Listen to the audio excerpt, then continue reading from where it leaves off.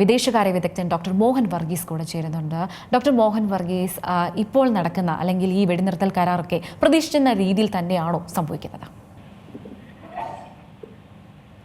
കേൾക്കാമെന്ന് വിചാരിക്കുന്നു. അതെ, കേൾക്കാം. ഇപ്പോൾ നടന്നുകൊണ്ടിരിക്കുന്നതെല്ലാം തന്നെ ഒരു വിശാലമായ തിരക്കഥയനുസരിച്ച് ലോക ഒരു ഭൂപടത്തിൽ ആടിത്തീർത്ത ഒരു നാടകം പോലെ തോന്നുകയാണ്.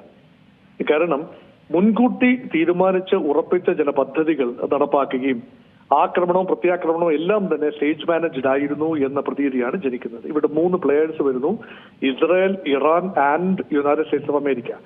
അമേരിക്കയുടെ മധ്യസ്ഥതയിൽ 12 ദിവസമായി ഇറാനും ഇസ്രായേലും തമ്മിൽ തുടർന്നിരുന്ന യുദ്ധം അവസാനിച്ചു എന്ന സ്ഥിരീകരണമാണ് ഇപ്പോൾ വരുന്നത്. അത് 2 രാജ്യങ്ങളും അംഗീകരിച്ച ഒരു രീതിയിലാണ് ഏറ്റവും അവസാനം വരുന്ന വാർത്തകൾ. പക്ഷേ അതിലേക്ക് നയിച്ച സാഹചര്യങ്ങൾ എന്താണ്? ഒരു സുരക്ഷാ ഭീഷണിയാണ് ഇസ്രായേൽ ഇറാനിൽ നിന്ന് അനുഭവിക്കുന്ന ആണവ ഭീഷണി. ആ ആണവ ഭീഷണിയുടെ ക്രെഡിബിലിറ്റിയെ കുറിച്ച് എക്കാലവും സംശയമുണ്ടായിരുന്നു. കാരണം IAEAയുടെ നിരീക്ഷണങ്ങൾക്കും പരീക്ഷണങ്ങൾക്കും നിഗമനങ്ങൾക്കും ഒക്കെ ഒരുപക്ഷെ വലിയ വില കൽപ്പിക്കാതെ തന്നെയാണ് ഇസ്രായേൽ ഇറാനെ ആക്രമിച്ചത്. ആണവ സമ്പുഷ്ടീകരണം നടക്കുന്നു എങ്കിലും 60%-90% സമ്പുഷ്ടീകരണം വർദ്ധിപ്പിക്കും എന്ന നിഗമനത്തിലാണ് ആക്രമണം സംഭവിച്ചത്. അതുകൊണ്ട് ഇറാന്റെ ആണവ കേപ്പബിലിറ്റി പൂർണ്ണമായി നശിപ്പിക്കുക എന്ന ഇസ്രായേലി ഒബ്ജക്റ്റീവ് ഒരു വശത്ത്, അതോടൊപ്പം തന്നെ കഴിയുമെങ്കിൽ ഇറാന്റെ ഇപ്പോഴത്തെ ഒരു റെജീം ചേഞ്ച്, അതാണ് ഇസ്രായേലിന്റെ മനസ്സിലെ ആത്യന്തികമായ ലക്ഷ്യം. കാരണം എന്നും യുദ്ധത്തിന് പുറപ്പെടാനാവില്ല. ഈ ഭരണകൂടം നിലനിൽക്കുന്നിടത്തോളം കാലം, ആണവ സാങ്കേതിക വിദ്യ അവരുടെ കൈവശമുള്ളിടത്തോളം കാലം അവരെന്തെങ്കിലും ആണവ ബോംബ് ഉണ്ടാക്കും, തങ്ങൾക്കെതിരെ പ്രയോഗിക്കും എന്ന ഇസ്രായേലിന്റെ ഒരു ആശങ്ക. ഈ 2 കാര്യങ്ങളാണ് ഇസ്രായേലിനെ യുദ്ധത്തിൽ പ്രേരിപ്പിച്ചത് 12 ദിവസം മുൻപ്. ഈ 2 പ്രഖ്യാപിത ലക്ഷ്യങ്ങളും നേടാനായോ എന്നതാണ് ഇവിടെ ഉയരുന്ന ഒരു ചോദ്യം. ഇസ്രായേലിന് വേണമെങ്കിൽ പറയാൻ സാധിക്കും, കുറെ വർഷത്തേക്കെങ്കിലും ആണവ സാങ്കേതിക വിദ്യ വികസിപ്പിക്കുന്നതിൽ നിന്നും അല്ലെങ്കിൽ ആണവായുധ നിർമ്മാണത്തിൽ നിന്നും ഇറാനെ പിന്തിരിപ്പിക്കാൻ ഇപ്പോൾ നടത്തിയ സ്ട്രൈക്കുകൾ മതിയാകും.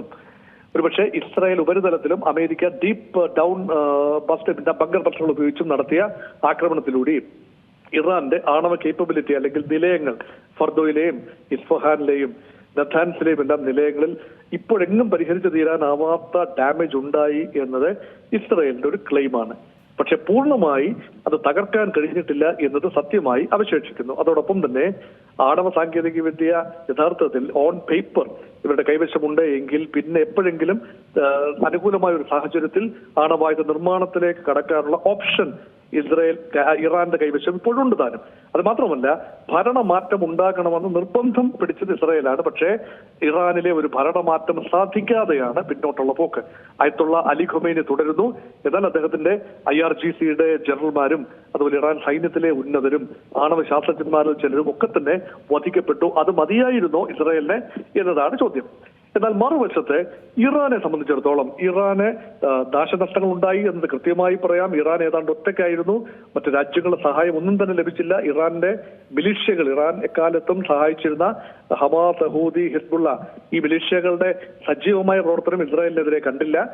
അതുകൊണ്ട് ഇറാൻ ഏതാണ്ട് ഒറ്റയ്ക്ക് തന്നെയാണ് ഇസ്രായേലിനോട് പൊരുതി നിന്നത്. എന്നാൽ ഇസ്രായേലിന്റെ അയൺ ഡോം സംവിധാനത്തെ പല ആവർത്തി ഭേദിക്കാനായി എന്ന് ഇറാനും വേദി നടിക്കാനാവും. അത് മാത്രമല്ല, തങ്ങളുടെ ആണവ ഫിസൈൽ മെറ്റീരിയൽ തങ്ങൾ സുരക്ഷിതമായ കേന്ദ്രത്തിലേക്ക് മാറ്റി. അതുകൊണ്ട് അമേരിക്ക നടത്തിയ ആക്രമണം, ബങ്കർ ബസ്റ്റർ ബോംബുകൾ ഉപയോഗിച്ച്, B-2 ബോംബറുകൾ ഉപയോഗിച്ച് നടത്തിയ ആക്രമണം യാതൊരു രീതിയിലും തങ്ങൾക്ക് ദോഷം വന്നിട്ടില്ല. അത് മാത്രമല്ല, ആണവ വികിരണം ഉണ്ടായിരുന്നു എങ്കിൽ ഇപ്പോൾ തന്നെ ഇതിനോടകം തന്നെ ലോകം അത് തിരിച്ചറിയുമായിരുന്നു. അപ്പോൾ എന്തിനു വേണ്ടിയായിരുന്നു നിങ്ങൾ ആക്രമണം നടത്തിയത് എന്ന ഇറാന്റെ ചോദ്യവും അവിടെ മുന്നിട്ട് നിൽക്കുന്നു. അതുപോലെ ഇറാൻ അമേരിക്കയ്ക്ക് പ്രഹരമേൽപ്പിക്കാൻ ശ്രമിച്ചു 2 ആവർത്തി. ഒന്ന്, കഴിഞ്ഞ ദിവസം ഖത്തറിൽ നടന്ന ആക്രമണം, അൽ ഉദൈദ് വ്യോമതാവളത്തിൽ, അമേരിക്കൻ വ്യോമതാവളത്തിൽ ഇറാൻ നടത്തിയ ആക്രമണം. അതുപോലെ ഇറാഖിലെ അമേരിക്കൻ താവളത്തിൽ നടത്തിയ ആക്രമണം. അതുകൊണ്ട് പറഞ്ഞു നിൽക്കാനാവും തങ്ങൾ ഇസ്രായേലിനെ മാത്രമല്ല അമേരിക്കയെയും നേരിടാൻ ഒറ്റയ്ക്ക് നിന്നുകൊണ്ട് ചങ്കുറ്റത്തോടെ നേരിടാൻ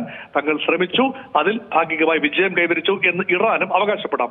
അപ്പൊ ഇസ്രായേലിന്റെയും ഇറാന്റെയും എല്ലാം അവകാശവാദം അവിടെ നിൽക്കെ തന്നെ യഥാർത്ഥത്തിൽ നേട്ടം കൈവരിച്ചതായി ഞാൻ കരുതുന്നത് യുണൈറ്റഡ് സ്റ്റേറ്റ്സ് ഓഫ് അമേരിക്ക തന്നെയാണ്. കാരണം അമേരിക്ക ആദ്യഘട്ടത്തിൽ 12 ദിവസം മുമ്പ് ഒരു കാരണവശാലും ഇത് ഞങ്ങളുടെ യുദ്ധമല്ല, ഇസ്രായേൽ ഏകപക്ഷീയമായി നടത്തിയ പോരാട്ടമാണ്, അതിൽ ഞങ്ങൾക്ക് പങ്കില്ല എന്നതിൽ നിന്നും ഇസ്രായേലിനെ സഹായിക്കുന്ന ഘട്ടത്തിലേക്കും നേരിട്ട് യുദ്ധത്തിൽ പങ്കെടുത്ത് B-2 ബോംബറുകളെ അയച്ചുകൊണ്ട് ഇറാന്റെ ആണവ നിലയങ്ങൾ ആക്രമിക്കുന്ന ഘട്ടം വരെ എത്തി. അതിനുശേഷം ഇപ്പോൾ ഇതാ മധ്യസ്ഥത വഹിച്ചു എന്ന ക്ലെയിമാണ് അമേരിക്കൻ പ്രസിഡന്റ് ഡൊണാൾഡ് ട്രംപ് പറയുന്നത്. ഇന്ത്യ പാകിസ്ഥാൻ സംഘർഷത്തിൽ പഹൽഗാമിന് ശേഷം നടന്ന ഓപ്പറേഷൻ സിന്ദൂർ അവസാനിപ്പിക്കുന്നതിന് വേണ്ടി അല്ലെങ്കിൽ അവിടെ വെടിനിർത്തൽ സാധ്യമാക്കുന്നതിന് വേണ്ടി അമേരിക്ക ശ്രമിച്ചു എന്ന ക്ലെയിമിന് സമാനമായ രീതിയിലുള്ള ക്ലെയിമാണ് ഇവിടെ വന്നിരിക്കുന്നത്. തങ്ങൾ ശ്രമിച്ചതുകൊണ്ടാണ് ഇസ്രായേലും ഇറാനും വെടിനിർത്തൽ കരാറിന് സമ്മതിച്ചത് എന്ന് പറയുന്നു. അതോടൊപ്പം നയം തന്നെയാണ് ഇതിലും സ്വീകരിച്ചിരിക്കുന്നത്. ഇതിലെ പ്രധാനപ്പെട്ട കാര്യം, ഓർത്തിരിക്കേണ്ട പ്രധാനപ്പെട്ട കാര്യം, ഇത് സ്റ്റേജ് മാനേജ്ഡ് ആയിരുന്നു എന്ന പ്രതീതി ജനിക്കുന്നത് ഡൊണാൾഡ് ട്രംപിന്റെ തന്നെ പ്രസ്താവനകൾ കൊണ്ടാണ്. ഇറാനെ തങ്ങൾ മുൻകൂട്ടി അറിയിച്ചിരുന്നു ആക്രമിക്കുന്നതിന് മുൻപ് എന്ന് പറയുമ്പോൾ ഞങ്ങൾ ആക്രമിക്കും, നിങ്ങൾ വേണമെങ്കിൽ നിങ്ങളുടെ സമ്പുഷ്ട യുറേനിയം മാറ്റിക്കൊള്ളൂ. അതനുസരിച്ച് ഇറാൻ അതെല്ലാം മാറ്റി, അതനുസരിച്ച് അമേരിക്ക ഔപചാരികതയുടെ പേരിൽ ആക്രമണം നടത്തി. അങ്ങനെ ഇസ്രായേലിനെ സന്തോഷിപ്പിച്ചു നിർത്തി, ലോക രാജ്യങ്ങളെ വിറപ്പിച്ചു നിർത്തി, അമേരിക്ക ഏതറ്റം വരെ പോകുമെന്നും ഒരു പ്രതീതി ജനിപ്പിച്ചു നിർത്തി. അമേരിക്കയുടെ ആയുധങ്ങളുടെ പ്രഹരശേഷി, പ്രത്യേകിച്ച് ഈ ഒരു GPU-57 എന്ന് പറയുന്ന ബങ്കർ ബസ്റ്റർ ബോംബുകൾക്ക് പ്രഹരശേഷി ഉണ്ട് എന്ന് തെളിയിക്കേണ്ട ആവശ്യമുണ്ട്. B-2 ബോംബുകൾക്ക് കൃത്യതയുണ്ട് എന്ന് തെളിയിക്കേണ്ട ആവശ്യമുണ്ട്. ഇതെല്ലാം തന്നെ യഥാർത്ഥ യുദ്ധരംഗത്തിൽ തെളിയിച്ചു എന്ന് വേണമെങ്കിൽ അമേരിക്കയ്ക്ക് സ്വയം ആശ്വസിക്കാൻ കഴിയുന്ന രീതിയിലാണ് കാര്യങ്ങൾ പോയത്. ഇതിനെല്ലാം പുറമെയാണ് അമേരിക്കയുടെ വ്യാപാര താല്പര്യങ്ങളാണ് ഇവിടെ മുന്നിട്ട് നിൽക്കുന്നത്. അമേരിക്കയ്ക്ക് ആയുധ വ്യാപാരം തുടർന്നും നടത്തേണ്ടതുണ്ട്. സൗദി അറേബ്യയും ഒമാനും ഖത്തറും UAE-യും എല്ലാം തന്നെ അമേരിക്കയുടെ ആയുധങ്ങൾ കൂടുതൽ വാങ്ങാൻ നിർബന്ധിതരാകും. അതുകൊണ്ട് അമേരിക്കൻ കേന്ദ്രങ്ങളിലേക്ക്, പ്രത്യേകിച്ചും ഖത്തറിലെയും ഒക്കെ അമേരിക്കൻ കേന്ദ്രങ്ങളിലേക്ക് ആക്രമണം ഇറാന്റെ ഭാഗത്ത് നിന്ന് വന്നത് അമേരിക്കയ്ക്ക് കുറച്ച് സൗകര്യമായി എന്ന് വേണം കരുതാൻ. കാരണം ഈ രാജ്യങ്ങൾ ആക്രമിക്കപ്പെട്ടാൽ ഇറാന്റെ ആക്രമണ ഭീഷണി തുടർന്ന് നിലനിൽക്കുന്ന സാഹചര്യത്തിൽ അമേരിക്കൻ സൈനിക സാന്നിധ്യം ഇപ്പോഴുള്ള നിലവിലുള്ള 19 കേന്ദ്രങ്ങൾക്ക് പുറമെ കൂടുതൽ കേന്ദ്രങ്ങളിലേക്ക് അമേരിക്കൻ സായുധ സേനകളുടെ സാന്നിധ്യം വ്യാപിപ്പിക്കാൻ ഇതൊരിടയാകും എന്ന പ്രതീക്ഷ അമേരിക്കയ്ക്കുണ്ട്. അതോടൊപ്പം തന്നെ കൂടുതൽ ആംസ് പർച്ചേസ്, ഇപ്പോൾ തന്നെ ഡൊണാൾഡ് ട്രംപ് കഴിഞ്ഞ ആഴ്ച ഗൾഫ് രാജ്യങ്ങളിൽ എത്തിയപ്പോൾ നടത്തിയ വലിയ രീതിയിലുള്ള ഡീൽസ്, ശതകോടികളുടെ ആയുധ ഡീലുകളാണ് നടത്തിയത്. അത് കൂടുതൽ ആയുധങ്ങൾ വാങ്ങാൻ, അമേരിക്കൻ ആയുധങ്ങൾ, എയർക്രാഫ്റ്റുകളും മറ്റ് ആയുധങ്ങളും വാങ്ങാൻ ഒരുപക്ഷെ ഈ രാജ്യങ്ങളെ പ്രേരിപ്പിക്കും എന്ന അമേരിക്കയുടെ കാഴ്ചപ്പാട്. ചുരുക്കത്തിൽ എല്ലാ സമാധാന ശ്രമങ്ങളുടെയും പിന്നിൽ അമേരിക്കയുടെ ഒരു കരമുണ്ട്. അമേരിക്ക വിചാരിച്ചാൽ മാത്രമേ ലോകത്ത് സമാധാനം ഉണ്ടാകൂ. അതുകൊണ്ട് താൻ തന്നെയാണ് സമാധാനത്തിന്റെ നോബൽ സമ്മാനത്തിന്റെ അർഹൻ. 2026 ആണ്ടിൽ സ്വീഡിഷ് നൊബേൽ കമ്മിറ്റി അവാർഡിന് പരിഗണിക്കുമ്പോൾ തന്നെ മാത്രമേ പരിഗണിക്കാനൊക്കൂ എന്ന് ട്രംപിന് ഒരുപക്ഷെ വാശിയുള്ളത് പോലെ തോന്നുന്നു. പക്ഷെ അതിനായി ബലപ്രയോഗത്തിലൂടെ സമാധാനം എന്ന ട്രംപിന്റെ ഫോർമുല എത്രത്തോളം ലോകം അംഗീകരിക്കും, അത് വലിയ ചോദ്യചിഹ്നമായി നിൽക്കുന്നു. ഒരുപാട് ധാർമ്മികമായ ചോദ്യങ്ങൾ ഉയരുന്ന ഒരു യുദ്ധമാണ് ഇപ്പോൾ പര്യവസാനിച്ചിരിക്കുന്നത് എന്ന് കരുതാം. അതുകൊണ്ട് ഈ ഉത്തരങ്ങൾ നൽകുന്നതിനേക്കാൾ കൂടുതൽ ചോദ്യങ്ങൾ ഉയരുന്ന ഒരു അന്തരീക്ഷത്തിലാണ് നാം ഇപ്പോൾ നിൽക്കുന്നത്. വളരെ നന്ദിയുണ്ട് സാർ പ്രതികരണത്തിന്. വളരെ ഏറ്റവും പുതിയ വാർത്തകളും വിശേഷങ്ങളും വിരൽത്തുമ്പിലറിയാൻ സീ മലയാളം ന്യൂസ് എല്ലാ ഡിജിറ്റൽ പ്ലാറ്റ്ഫോമുകളിലും ലഭ്യം.